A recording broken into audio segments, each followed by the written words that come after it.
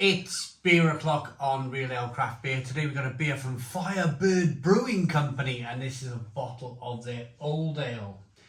It's described as warming and dark, which for this time of year, especially with Storm Kyron above our heads right now, sounds really kind of up my street. It's the typical kind of November going into winter style beer. It's 4.5% ABV. There's a look at it. Based in West Sussex, a place called Rudgwick. The old brickworks there. Nice dark, almost black bottle. And we have, that's the FireBird branding there on the bottle cap. Now let's get the bottle open. Let's get this beer out into a glass and see what we get. But whilst I do so, what I would like you guys to do is check out the link in the description box of this video. The link is for today's channel sponsors, Best of British Beer. Now, some of you long-standing, long-term viewers of the channel probably realise that I've done some stuff before with Best of British Beer, and what I said back then and what I'm saying right now when I opened that box of beer is I love the fact that there's still breweries in the UK that, I mean, these guys have been brewing since 2013 in West Sussex. I'm living in Barry in South Wales. The chances of me finding this beer, it's remote at best. There's so many breweries in the UK now that you know, I'm still coming across these. I find them wonderful, and it all goes back to kind of like when I first started the channel. I wanted to drink as many different beers from as many different breweries, and that has still been our kind of slogan.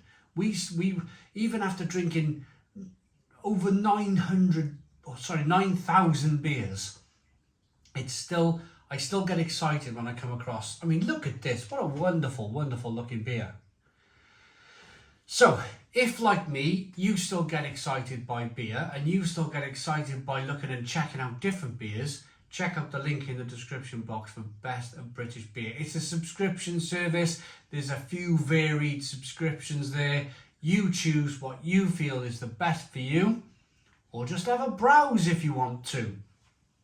And check it out, it's in the description box.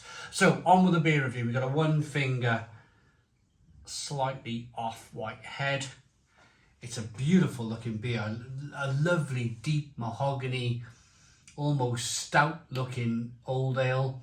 There's sediment in the bottom of the glass here. I'm not sure. I'll be able to show you better later on. It's fine sediment, so it's a bottle conditioned beer. Looks fantastic. Let's get the aroma. Good carbonation. Aroma on this one then.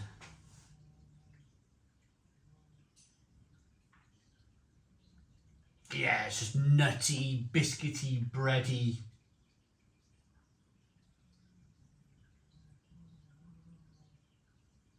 A typical old ale. A little bit roasty, toasty, quite hoppy with traditional hops in the beer. A little bit of caramel malt coming through. Smells good. Caramel aromas from the malt, I should say, shouldn't I? Let's dive in. Cheers, everybody.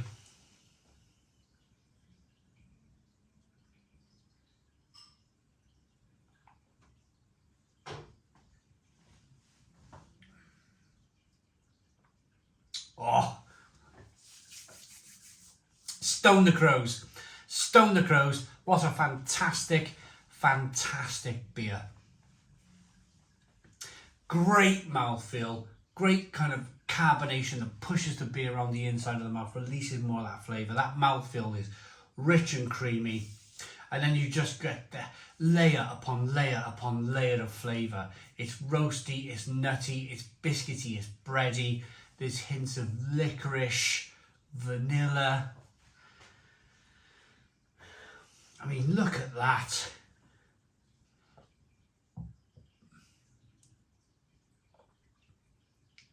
Beer is such a wonderful thing. Such a wonderful thing. From your new style beers, your New England IPAs, all those sorts of things, your sour beers, to your old ales, everything has a place in the market.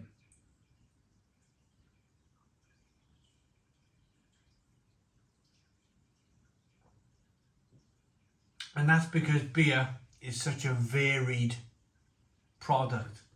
So many different beers out there. But what I've never fallen out of love with it, but I'm more into these styles of beer now than I ever have been in the past. And that's because I went through a phase of drinking New England IPAs and all these wonderful, they're still wonderful. I'm not kind of arguing against the fact that they're still wonderful, but there was just so much of it. We went through the years 2018, 2019, 2020, 2021, 2022, 2023 has slowed down, but there was a lot of these kind of hazy, pale, 6% soup looking New England IPAs, and it kind of dominated the beer scene for such a long time. And I, like many, spent a lot of that time drinking these New England IPAs and absolutely loving them. But then, like anything in life, you want change, don't you? You want something different. You don't want to drink the same thing over and over and again. And what I found with New England IPA was that it became very samey, very kind of like great quality beer, no taking anything away from that, but it almost became the same thing from just a different brewery. They all kind of perfected the style of beer. Polly's, Cloudwater, Verdant's, everybody followed suit. Everybody kind of followed what they were doing, and it's almost like a level playing field now. It's almost like a pilsner in its own right. A pilsner's fantastic, but there's going to come a time where you drink enough of that and you want to start drinking something else. So over the last 18 months or so, I've gone back into drinking more traditional beer, and this is just terrific old ale. It really is.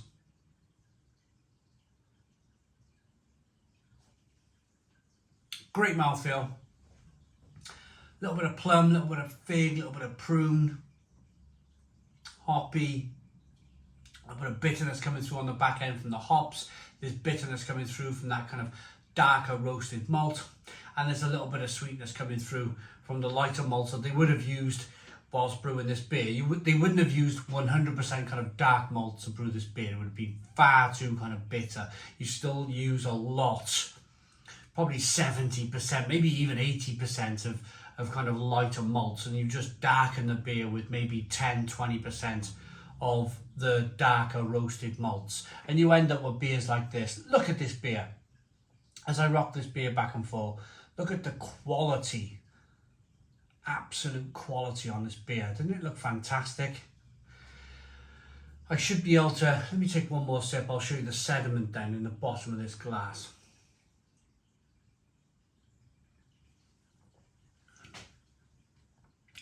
There you go. Bottle conditioned beer then. Fabulous. So, FireBird Old Ale, warming and dark, 4.5% ABV. Not much to say really. They're not kind of blowing their own trumpet on the side of the bottle here. The malts are pale ale, crystal wheat, chocolate and carafa. The hops are Challenger. The aroma is chocolate malt. The taste is hints of dark chocolate, subtle bitterness with a hint of sweetness. Well, I'm going to say I'm picking up all sorts of plum and fig and dark fruit flavours as well. It's a great beer. It's a great beer. And again, just to finish up on this, it's the reason why I love companies like Best of British Beer, because you could subscribe to that and you could be sent on a monthly basis or a 3-monthly basis beers that from breweries you didn't know existed. And it's not your fault. It's not your fault that you didn't know that these breweries existed, because there's just so many breweries out there these days. What's nice about this is the fact that every month or every 3 months it feels like Christmas Day. You're opening up a box of different beers and you're trying something different, something new in your life. Brilliant, brilliant. This beer from FireBird Brewing Company is a Stone the Crows 10 out of 10. That is a superb example of an old ale. 10 out of 10. Please put your comments in the comments box. Subscribe to our daily beer and food reviews. Give us a big fat thumbs up. Boom. Cheers.